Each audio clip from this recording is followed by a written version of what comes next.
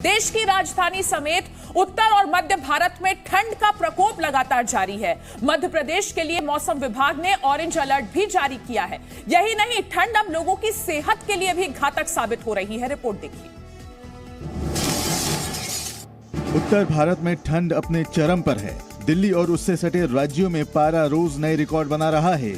दिल्ली की हालत तो ये है कि फिलहाल यहाँ उत्तराखंड और हिमाचल से भी ज्यादा ठंड पड़ रही है। दिल्ली में सोमवार को लगातार 5वें दिन शीतलहर की स्थिति देखी गई, क्योंकि घने कोहरे के कारण विजिबिलिटी घटकर सिर्फ 25 मीटर तक रह गई। हालांकि वैज्ञानिकों का मानना है कि थोड़े दिनों के बाद से ठंड में राहत मिलने लगेगी। उधर पंजाब, हरियाणा, चंडीगढ़ के अलग अलग हिस्सों में घना कोहरा छाए रहने और ठंड जारी रहने की संभावना है। पंजाब में कुछ शहरों में हल्की बारिश भी हो सकती है। मध्य भारत में भी ठंड का ऐसा ही हाल है। मौसम विभाग ने मध्य प्रदेश में ऑरेंज अलर्ट जारी किया है। ग्वालियर और दतिया जिले में ये 17 साल से प्रोविजन स्टोर चला रहे थे और हर दिन 8 से 9 हजार का बिजनेस करते थे। अचानक से ये दोगुना हो गया। जानना चाहते हो कैसे? तो फ्रीडम ऐप को अभी डाउनलोड करें। कोहरा छाने की उम्मीद है। चंबल संभाग में भी कोहरा छाया रहेगा। हालांकि तापमान में कोई खास बदलाव नहीं दिखेगा, लेकिन बढ़ती ठंड उत्तर भारत के कई लोगों की सेहत के लिए घातक साबित हो रहा है। कानपुर में 1 से 9 जनवरी के बीच 131 लोगों की मौत हार्ट अटैक से हो चुकी है। लखनऊ में तो अस्पतालों में कार्डियोलॉजी विभाग में भीड़ बढ़ने लगी है।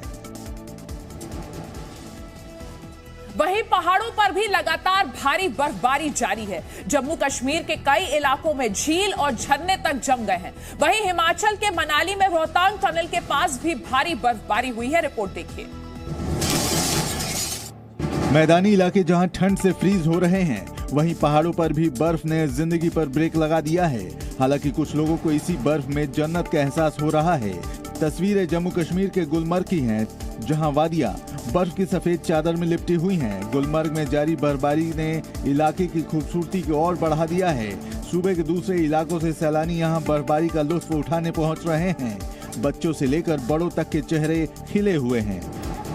मैं इतना अच्छा लग रहा है मुझे कि मैं बोल नहीं सकता। मैं यहीं ऐसा लग रहा है कि मैं यहीं रहूं। मुझे बर्फ देखना बहुत अच्छा लगता है। सब बच्चे भी बड़े सब बहुत एंजॉय कर रहे हैं फैमिली के साथ। हिमाचल के मनाली में भी बर्फबारी के बाद सैलानियों की आमद बढ़ गई है। अटल टनल के चारों तरफ भी बर्फ जम चुकी है।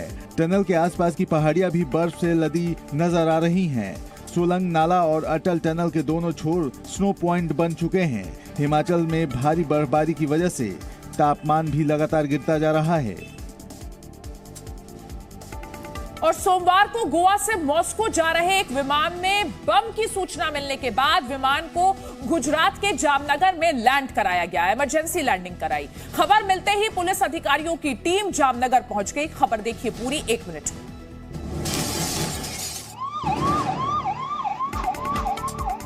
सोमवार को गोवा एयरपोर्ट पर उस समय हड़कंप मच गया जब मॉस्को जा रही एक फ्लाइट में बम की सूचना मिली। बम की सूचना मिलते ही एटीसी ने तुरंत फ्लाइट को डाइवर्ट करने का निर्देश दिया। फ्लाइट को आनंद फानंद में गुजरात के जामनगर में लैंड कराया गया।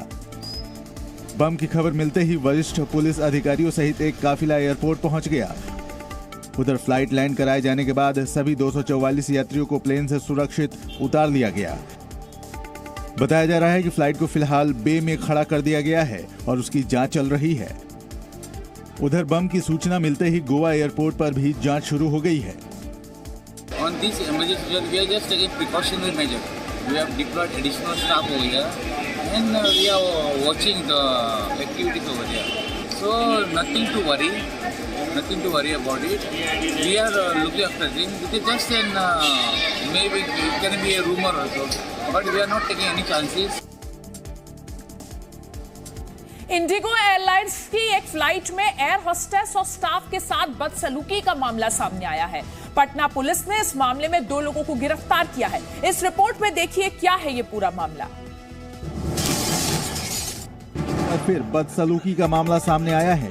दिल्ली से पटना आ रही इंडिगो फ्लाइट में 3 युवकों ने नशे में धुत होकर एयर होस्टेस और फ्लाइट स्टाफ के साथ बदतमीजी की। आरोप है कि नशे में धुत लड़कों ने पहले एयर होस्टेस से बदतमीजी की और जब जहाज के कैप्टन ने समझाने की कोशिश की तो उनके साथ भी मारपीट करने लगे।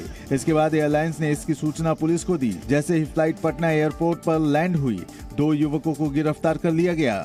इंडिगो दिल्ली से पटना आने वाली जो फ्लाइट थी, उसमें फ्लाइट मैनेजर के द्वारा सूचना दी गई और उस सूचना पर जैसे ही वो फ्लाइट यहाँ पर लैंड किए, थाना से पदाधिकारी वहाँ पर गए और मैनेजर ने ही उनको फ्लाइट के दौरान ही अलग रखा हुआ था, उनको हैंडओवर कर दिया। पुलिस का कहना है कि मेडिकल में साफ हो गया है कि दोनों आरोपियों ने शराब पी हुई थी और वो शराब के नशे में ही यात्रा कर रहे थे।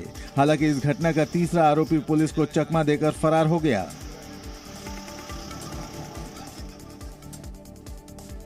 राहुल गांधी ने भारत जोड़ो यात्रा के दौरान एक बार फिर आरएसएस पर हमला बोला।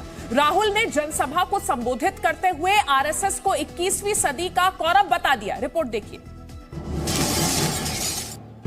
कन्याकुमारी से अब हरियाणा पहुंच चुकी भारत जोड़ो यात्रा सोमवार को कुरुक्षेत्र पहुंची। पदयात्रा करने के बाद जब राहुल ने फिर एक बार जनसभा को संबोधित किया तो उन्होंने आरएसएस पर हमले शुरू कर दिए। अपने भाषण के दौरान राहुल ने आरएसएस की तुलना कौरवों से कर दी। 21वीं सदी के कौरव हाफ पैंट, खाकी हाफ पैंट पहनते हैं, हाथ में लाठी लिए होते हैं और शाखा लगाते हैं। उनकी तरफ हिंदुस्तान के 2-3 सबसे अमीर अरबपति कौरवों के साथ खड़े हैं।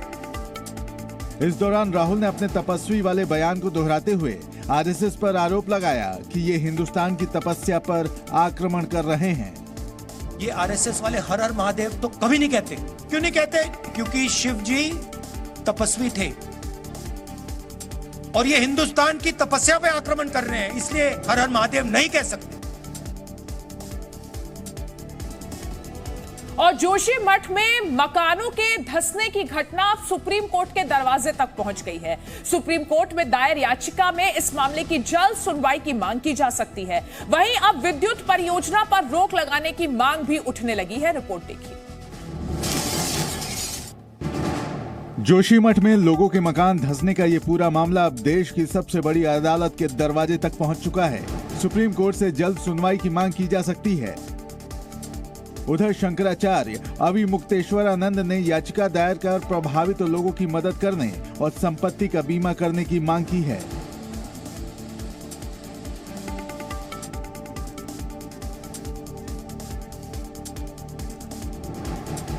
साथ ही ये मांग भी उठ रही है कि उत्तराखंड में विद्युत परियोजना पर रोक लगाई जाए। हम लोगों ने सुप्रीम कोर्ट में भी ये मांग की है और ऐसे भी कह रहे हैं कि इसको राष्ट्रीय आपदा घोषित किया जाए और उसी अनुसार यहाँ के लोगों की मदद की जाए। उधर उत्तराखंड के जोशीमठ राहत और बचाव कार्य के लिए एनडीआरएफ की टीम को अलर्ट पर रखा गया है। एनडीआरएफ की एक टीम जोशीमठ में जरूरत पड़ने पर जिला प्रशासन की मदद के लिए तैयार खड़ी है। ये 17 साल से प्रोविजन स्टोर चला रहे थे और हर दिन 8 से 9 हजार का बिजनेस करते थे। अचानक से ये दोगुना हो गया। जानना चाहते हो कैसे? तो फ्रीडम ऐप को अभी डाउनलोड करें।